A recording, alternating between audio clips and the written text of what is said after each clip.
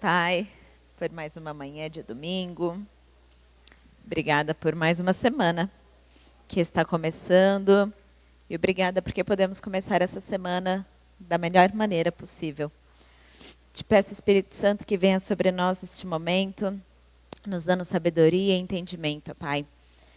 Que as palavras ditas possam cair em terra fértil, em nome de Jesus. Amém. Hoje nós vamos para o capítulo 10. Falar sobre o batismo. Mateus 28, 18. Jesus, aproximando-se, falou-lhes, dizendo: Toda autoridade me foi dada no céu e na terra. Ide, portanto, fazei discípulos de todas as nações, batizando-os em nome do Pai, do Filho e do Espírito Santo. Então a gente já começa vendo o quê? Que o batismo ela é uma ordenança instituída por Jesus para todos os novos cristãos. Por quê? Para que a gente possa testemunhar publicamente a nossa fé e a nossa decisão de pertencer à família de Cristo. Não sei se vocês já ouviram falar do Douglas Gonçalves, ele é pastor do Jesus Cop, e a filha dele foi batizada não tem muito tempo. Aí essa semana apareceu esse vídeo para mim, eu achei muito legal o que ele falou para ela. Você está fazendo uma aliança eterna com Deus.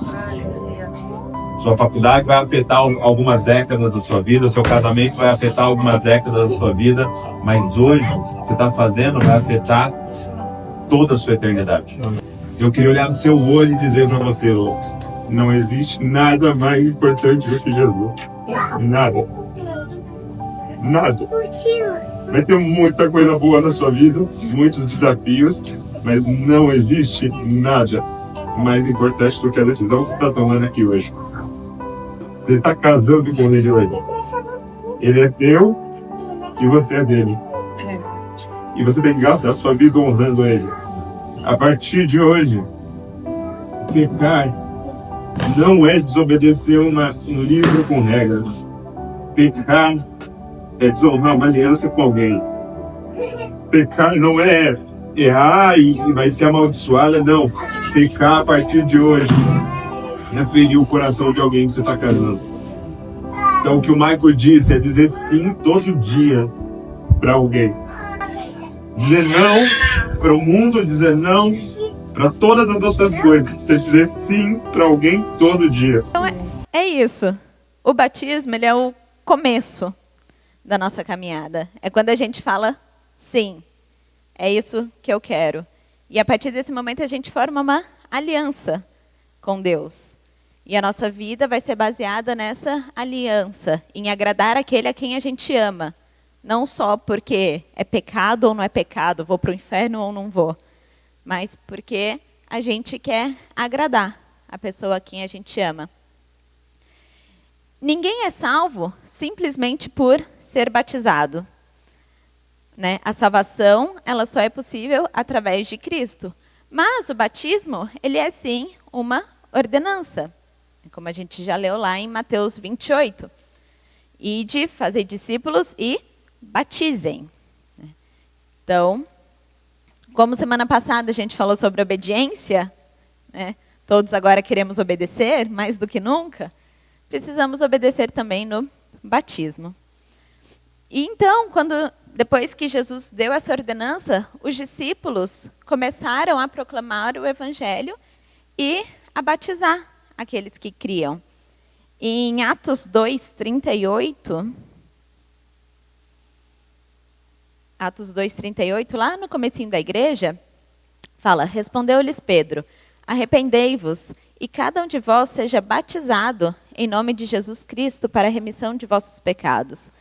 E recebereis o dom do Espírito Santo. Pois para vós outros é a promessa, para vossos filhos e para todos os que ainda estão longe, isto é, para quantos o Senhor, o nosso Deus, chamar. Com muitas outras palavras deu testemunho e exortava-os, dizendo: Salvai-vos dessa geração perversa.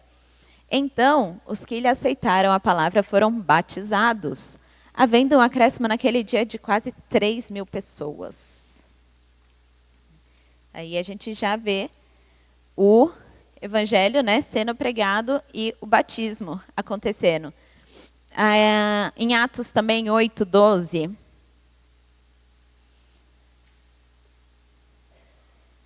Quando, porém, deram crédito a Filipe, que os evangelizava a respeito do reino de Deus e do nome de Jesus Cristo, iam sendo batizados, assim homens como mulheres. Então, por todo o livro de Atos, né, pela Bíblia, nós vemos o batismo. E a partir do momento em que nós somos batizados, nós passamos a ter alguns privilégios e algumas responsabilidades como membros da família de Cristo, né? Como o Douglas colocou muito bem no vídeo, na fala dele, a gente fez uma aliança de amor com Jesus. Então, a gente passa a ter a responsabilidade de obedecê-lo, de viver de acordo com aquele nosso ato público. E quais são as formas de batismo? Existem 3 formas que podem acontecer. O batismo de aspersão, que é jogar água, de infusão, que é você derramar a água, e de imersão, que é o de mergulhar. Ok? Então, aspersão, infusão e imersão. O que a gente utiliza mais? O de imersão. Por quê? Daqui a pouco eu falo. E é interessante que até os israelitas, quando eles estavam indo para a Terra Prometida junto com Moisés, Paulo fala que eles foram batizados também, na nuvem e no mar. 1 Coríntios 10, 1.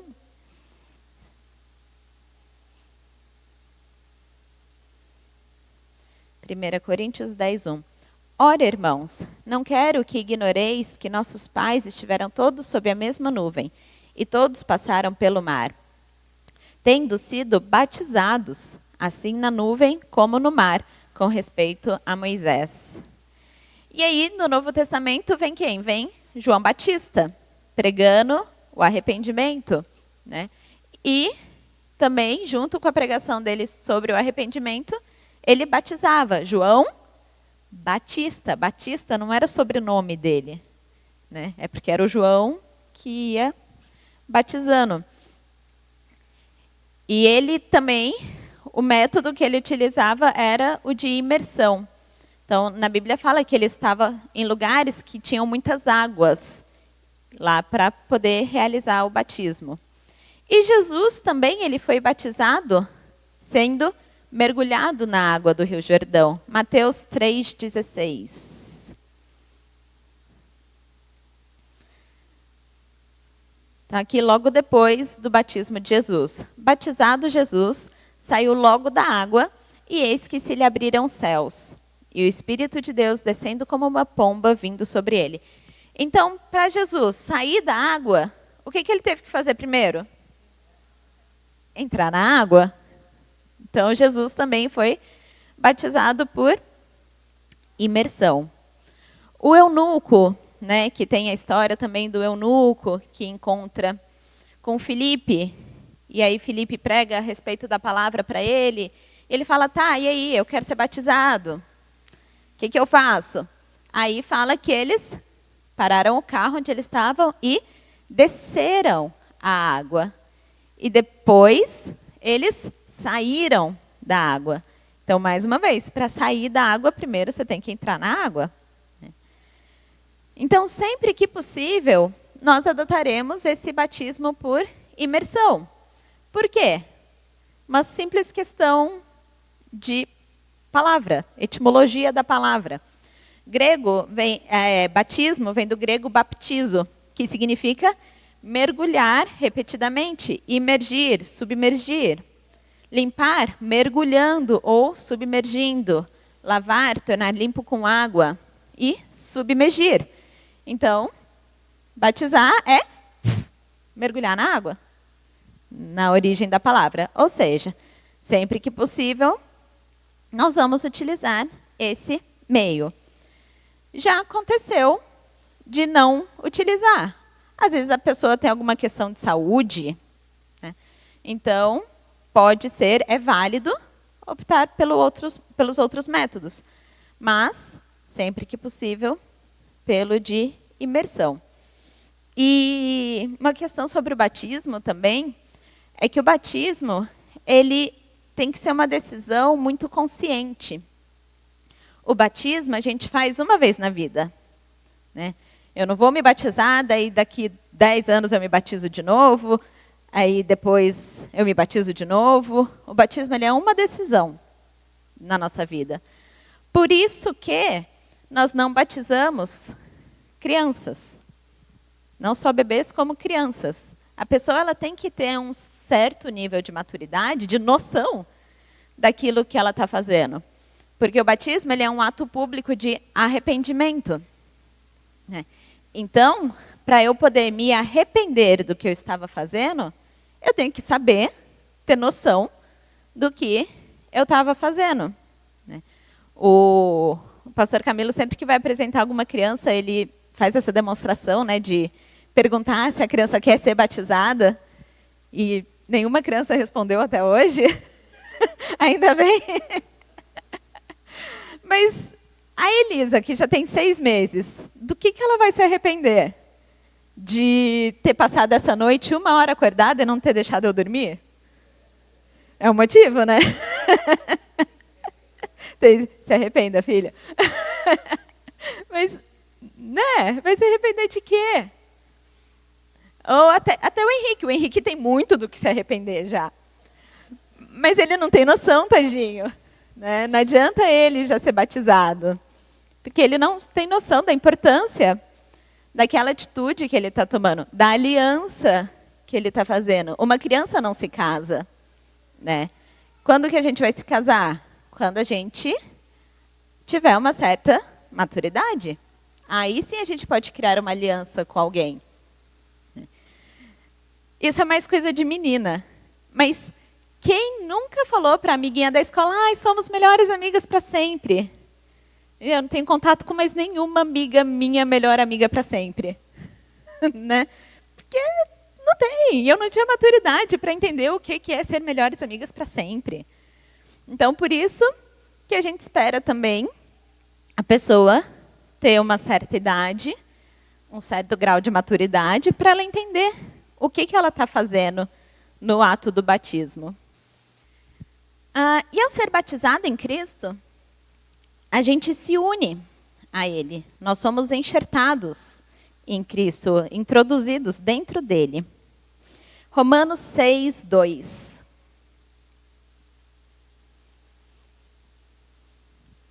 Romanos 6, 2. De modo nenhum, como viveremos ainda no pecado, nós, os que para ele morremos? Ou, porventuras, ignorais que todos nós que fomos batizados em Cristo Jesus, fomos batizados na sua morte? Fomos, pois, sepultados com ele na morte pelo batismo, para que, como Cristo foi ressuscitado dentre os mortos pela glória do Pai, assim também andemos em novidade de vida. Quando somos batizados, nós nos tornamos um com Cristo. Nós participamos da morte dele. A morte para a nossa carne. A morte para os nossos desejos, né? Para quê? Para que a gente tenha vida com ele. Então, a gente pode participar da vida de Jesus. E o que é a vida de Jesus? É vida em abundância. Então, a gente participa com ele da morte para poder vivenciar da vida. Através do batismo, a gente se torna membro do corpo de Cristo. 1 Coríntios 12, versículo 13.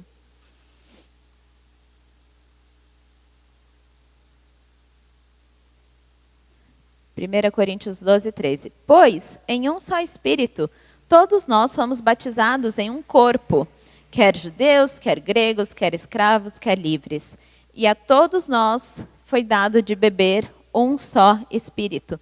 Então, quer brasileiro, quer argentino, quer japonês, quer americano, a partir do momento que nós somos batizados, nós nos tornamos um corpo, né? Guiados pelo Espírito Santo. Continuando lá, a passagem de Atos 2 que a gente leu, que eles pregaram e muitos foram batizados, a partir do 44, todos os que creram estavam juntos e tinham tudo em comum. Vendiam as suas propriedades e bens, distribuindo o produto entre todos, à medida que alguém tinha necessidade.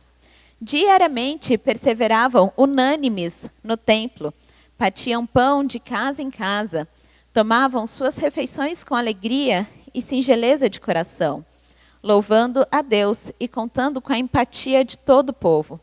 Enquanto isso, acrescentava-lhes o Senhor dia a dia os que iam sendo salvos.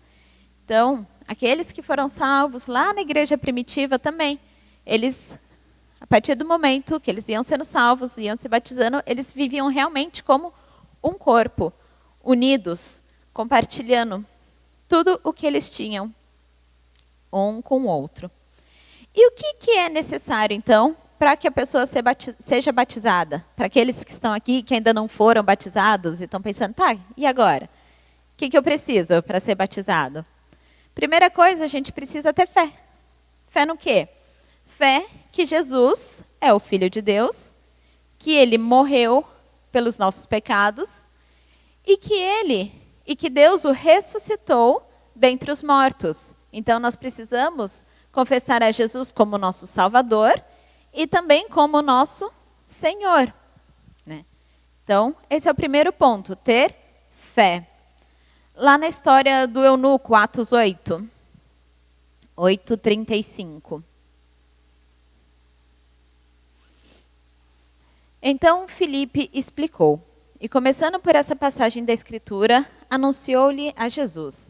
Seguindo eles caminho afora, chegando a certo lugar onde havia água, disse o eunuco, eis aqui água, que impede que eu seja batizado? Então, a água está aqui, eu estou aqui, por que não? Filipe respondeu, é lícito, se crês de todo coração. E respondendo ele disse, creio que Jesus Cristo é o Filho de Deus. Então mandou parar o carro, ambos desceram a água e Filipe batizou o eunuco. Então, simples assim. Se você crer de todo o coração, você pode ser batizado. Em Mateus 16:16 fala, quem crer e for batizado será salvo.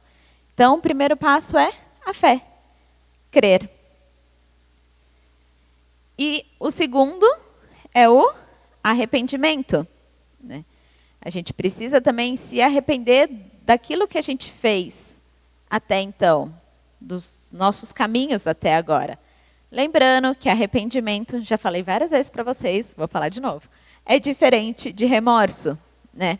Remorso é você ficar com aquele sentimento, se culpando por uma coisa que fez, e vai e faz a mesma coisa de novo. Isso é remorso.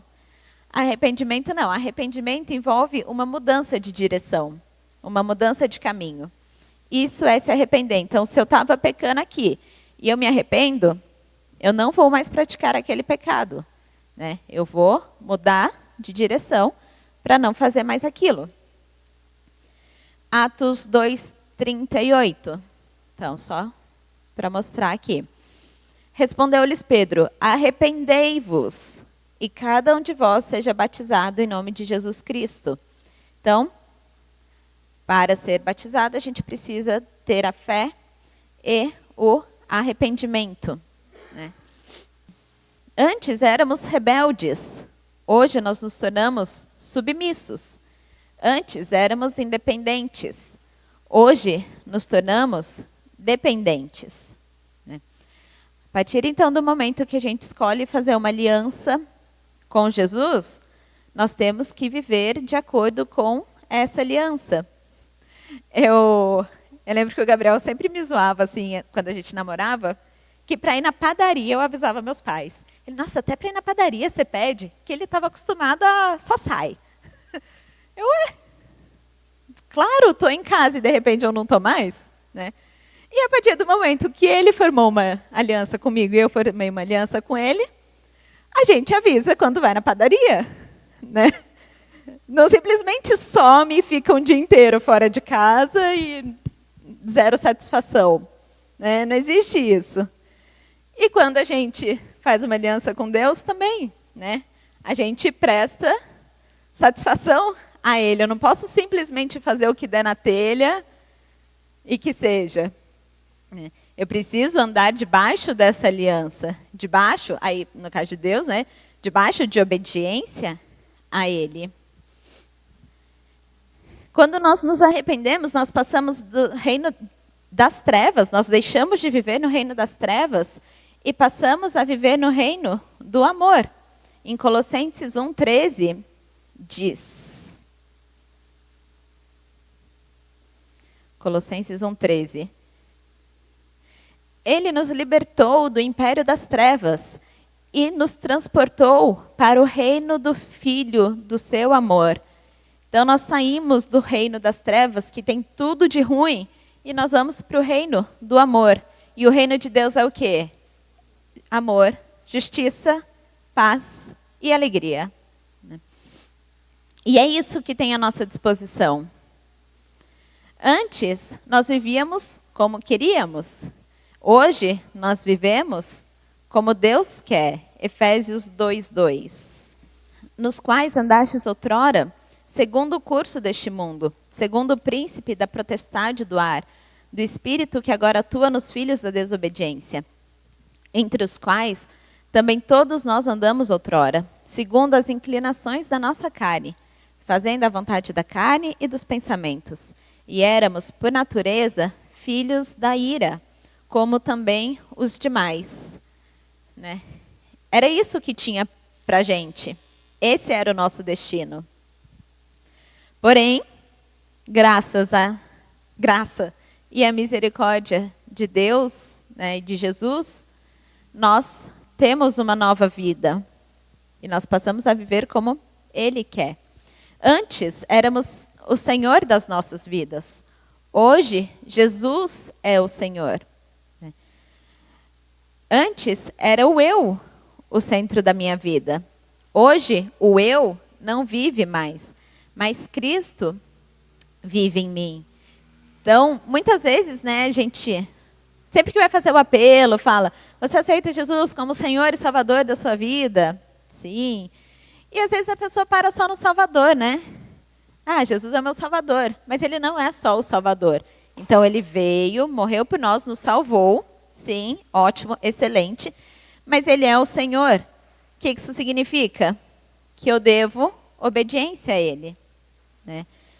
Eu tenho que viver por Ele, sendo o meu Senhor, dia após dia. E não mais eu, porém, Cristo vivendo em mim. E eu estava conversando sobre isso ontem com o Gabriel. Hoje em dia, a gente vê uma pregação no mundo, não estou falando pregação de pastor pregando, tá? De pessoas falando acerca muito do eu, né? Porque eu tenho que viver a minha vontade, eu tenho que conquistar, eu tenho que pensar em mim, eu, tarará, eu. Muito eu. Né? E isso é totalmente o oposto do que a Bíblia nos ensina. A Bíblia nos ensina a amar o próximo, a fazer pelo próximo. E até um podcast também com o Douglas que eu estava ouvindo, ele fala sobre isso, e ele fala que os índices de depressão, ansiedade e tal nunca foram tão altos, né? Em uma sociedade que as pessoas se buscam a realização própria, com tanto afinco, está frustrada. Né? Por quê? Porque a gente não foi feito para viver por nós. Nós fomos feitos para servir. Quem é o maior no reino dos céus? Aquele que serve. Né? Não é aquele que se serve, é aquele que serve ao próximo. Então, a nossa vida, ela passa também a ser uma vida de serviço. E é muito interessante que fizeram uma pesquisa recentemente e eles viram que níveis elevados de cortisol é o hormônio do amor, é um hormônio que dá a felicidade. Ele é liberado quando nós fazemos uma boa ação por alguém sem esperar nada em troca. E esse hormônio ele é liberado para quem faz a ação, para quem recebe a ação e para um terceiro que pode estar vendo aquela ação acontecer. Então, se a gente escolher viver do jeito que Deus manda a gente viver, além de tudo, a gente vai ficar feliz, né? Deus é sábio demais. Nada é por acaso. Só corrigindo aqui, não é cortisol, tá? Falei errado. Cortisol é do estresse. É ocitocina. Ocitocina. Ele é um hormônio que é liberado muito forte na hora do parto. Né? Bom, principalmente no parto normal, a mulher lá está toda ensanguentada, sentindo dor, e mesmo assim ela sente um amor muito forte pelo filho. Então, é esse o hormônio, a ocitocina. Cortisol do estresse, perdão. E é isso. A partir do momento que a gente escolhe viver por Deus, a gente vai viver totalmente na contramão do mundo. Né? Não tem como querer fazer as duas coisas. Um é preto, o outro é branco. Não tem como viver no cinza. Né? Como dizem, quem está em cima do muro, o diabo está feliz que o muro é dele. Né? Então, não tem meio termo. Ou é 8, ou é 80. E, então, recapitulando, batismo. Batismo nós fazemos como uma atitude pública, uma demonstração pública da nossa escolha de fé, né? Por Jesus. Então, nós estamos testemunhando algo publicamente. Ele pode ser feito por aspersão, por infusão ou por imersão, sendo a imersão o método que a gente utiliza com mais frequência. O que a gente precisa, então, para ser batizado? De fé, crer em Jesus Cristo como Filho de Deus, que ele morreu e que ele ressuscitou. E precisamos do arrependimento, nos arrepender da nossa antiga vida. E, consequentemente, teremos uma mudança de caminho e de caráter. Vamos falar de Jesus. Jesus, ele nasceu numa família religiosa, né? Eles eram judeus, israelitas. Ele aprendeu, desde que foi apresentado no templo, com 8 dias de idade, oraram por ele, teve todas aquelas revelações, a gente vê isso no Evangelho de Lucas, é maravilhoso, né? Jesus cresceu, e quando ele tinha lá os seus 4 anos, que ele começou a falar bem, ele começou a aprender sobre a Bíblia, né? Quando ele tinha 8 anos de idade, ele já sabia muito da Bíblia. Com 12 anos de idade, ele conhecia toda a Bíblia, Antigo Testamento, né? Os profetas, o Pentateuco, os 5 primeiros livros, da lei e dos profetas e dos salmos. Jesus, como um bom judeu e inteligente e estudioso, ele sabia tudo de cor. Ele sabia de cor. Assim como os outros fariseus da época também sabiam o Antigo Testamento, que era a Bíblia que eles tinham, decorado. Ele sabia versículo por versículo, palavra por palavra. Então Jesus, ele era um menino maravilhoso, com certeza. Eu tenho certeza disso, que Maria e José não tiveram nenhum trabalho com Jesus, né? De travessuras, de bagunça. Ele devia ser um menino obediente, né? Era um menino muito bom. Mas é interessante que ele ficou jovem, né? 20 e poucos anos, continuou trabalhando lá com o pai dele ensinou a profissão para Jesus, o pai dele fazia mesa, cadeira, portas, né? Era um carpinteiro, né? É carpinteiro, né? Ele trabalhou ali com José. Depois de um certo tempo, José já era de idade, José faleceu, né? Jesus, ele tinha irmãos, a Bíblia deixa muito claro que Jesus é o primeiro.